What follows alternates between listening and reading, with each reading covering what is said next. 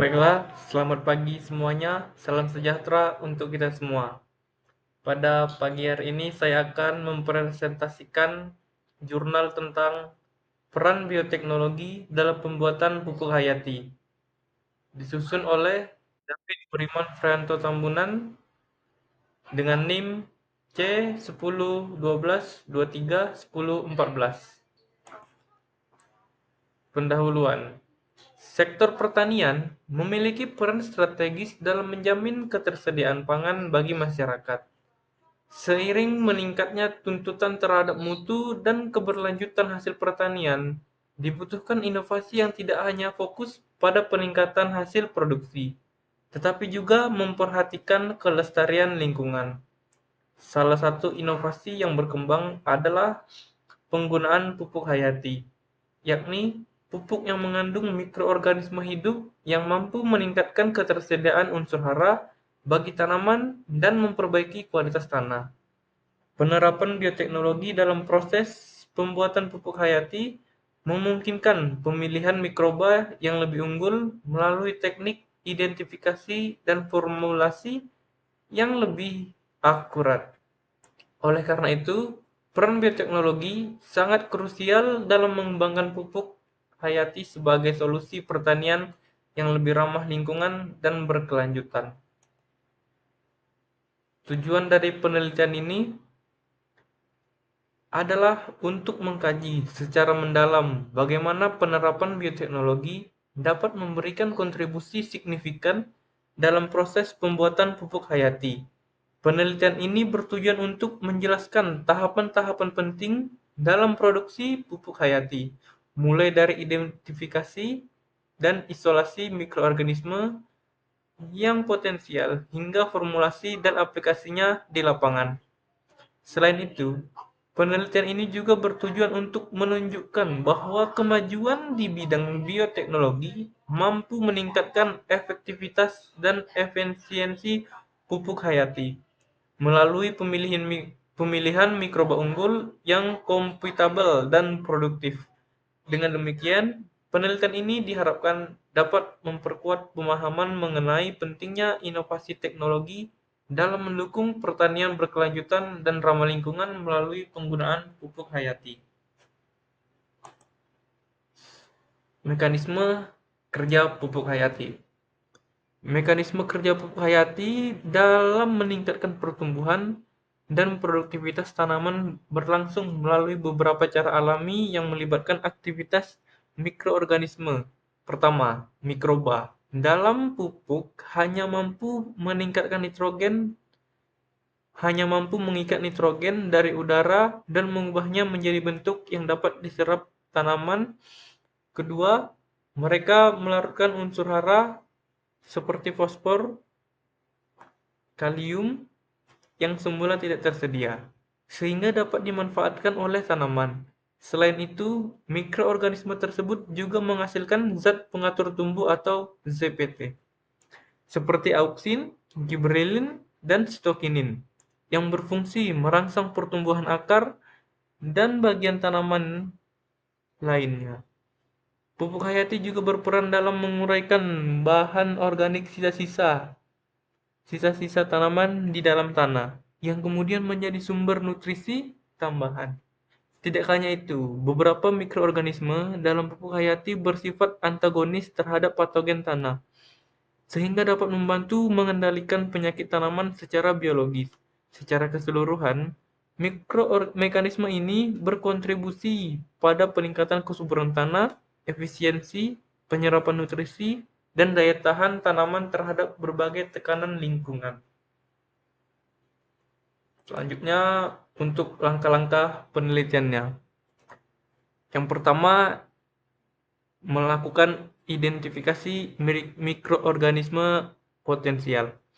Langkah pertama adalah mengidentifikasi jenis-jenis mikroorganisme yang memiliki potensi sebagai agen pupuk hayati.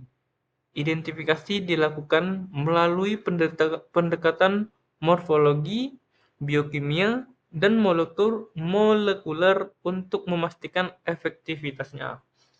Langkah kedua, isolasi dan pemurnian mikroorganisme. Mikroorganisme yang telah diidentifikasi kemudian diisolasi dari tanah atau akar tanaman, lalu dimurnikan untuk memperoleh strain yang murni dan unggul. Langkah ketiganya, perbanyakan mikroorganisme terpilih. Strain mikroorganisme yang lolos seleksi diperbanyak dalam media yang sesuai untuk menghasilkan jumlah yang cukup guna uji formulasi dan aplikasi. Yang keempat, penyusunan formulasi pupuk hayati. Mikroorganisme unggulan kemudian dicampur dalam formulasi tertentu, baik monostrain satu jenis mikroba maupun multistrain beberapa jenis mikroba dengan penambahan bahan pembawa karir seperti zeolit, kompos, atau sekam. Untuk langkah kelima, melakukan pengujian efektivitas di lapangan. Formulasi pupuk hayati yang telah dibuat diuji di lahan pertanian untuk menilai efektivitasnya dalam meningkatkan pertumbuhan tanaman dan produktivitas hasil panen. Untuk langkah yang keenam, pengujian efektivitas di lapangan. Formulasi yang telah dibuat diuji di lahan pertanian untuk menilai efektivitasnya dalam meningkatkan pertumbuhan tanaman dan pro-evaluasi dan penyerapan produk hasil uji lapangan. Disanalisis untuk mengevaluasi efektivitasnya pupuk hayati. Jika hasilnya tidak efektif, formulasi dikaji ulang.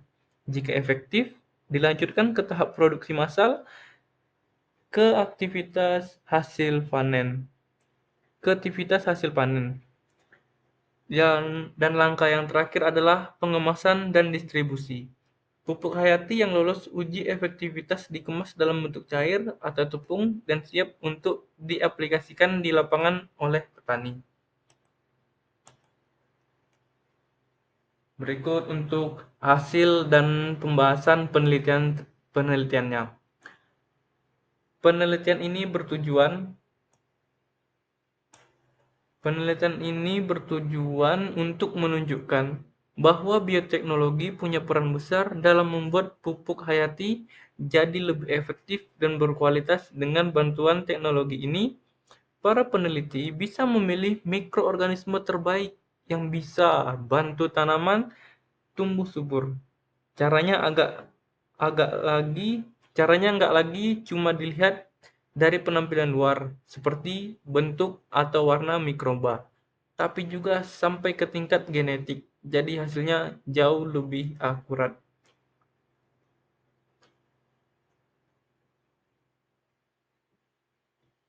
Pupuk hayati yang dibuat dari mikroorganisme pilihan ini ternyata bisa membantu tanaman menyerap unsur hara penting untuk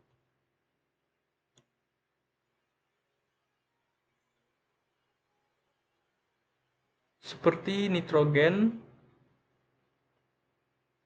fosfor, kalium dari tanah. Bahkan beberapa mikroba juga menghasilkan zat pengatur tumbuh, seperti hormon tanaman, yang bikin akar dan batang tanaman tumbuh lebih baik. Selain itu, mikroba dalam pupuk ini juga membantu lawan penyakit tanaman karena mereka bersifat antagonis terhadap patogen. Setelah diuji di lapangan juga cukup menjanjikan. Pupuk hayati yang digunakan pada beberapa jenis tanaman meningkatkan hasil panen antara 5-30%, tergantung jenis tanamannya dan kondisi lahannya. Hal ini jadi kabar baik karena pupuk hayati ramah lingkungan dan tidak meninggalkan sisa bahan kimia berbahaya dan aman untuk manusia.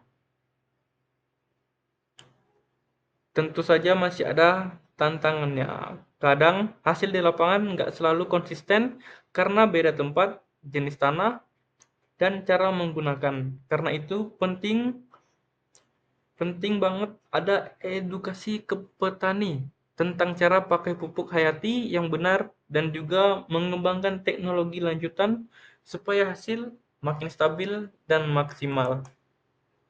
Kesimpulannya, Penerapan bioteknologi dalam pembuatan pupuk hayati memberikan kontribusi besar dalam meningkatkan kualitas dan efektivitas produk pupuk tersebut.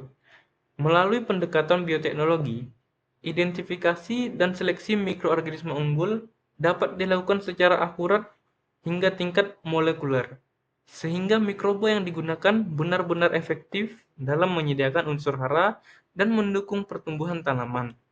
Pupuk hayati yang diformulasikan dengan baik terbukti mampu memperbaiki kesuburan tanah, meningkatkan kesehatan tanaman, serta mendukung produktivitas pertanian secara berkelanjutan. Selain itu, penggunaan pupuk hayati memberikan keuntungan ekologis karena lebih ramah lingkungan dan tidak meninggalkan residu kimia berbahaya. Namun demikian, untuk mencapai hal yang optimal, perlu adanya pengembangan lebih lanjut terhadap formulasi pupuk serta edukasi kepada petani mengenai cara penggunaan yang tepat. Dengan demikian, pupuk hayati berbasis bioteknologi dapat menjadi solusi strategis dalam mendukung sistem pertanian yang sehat, efisien, dan berkelanjutan di masa depan. Baiklah, sekian dari presentasi saya. Jika ada kesalahan, saya mohon maaf. Sekian, terima kasih.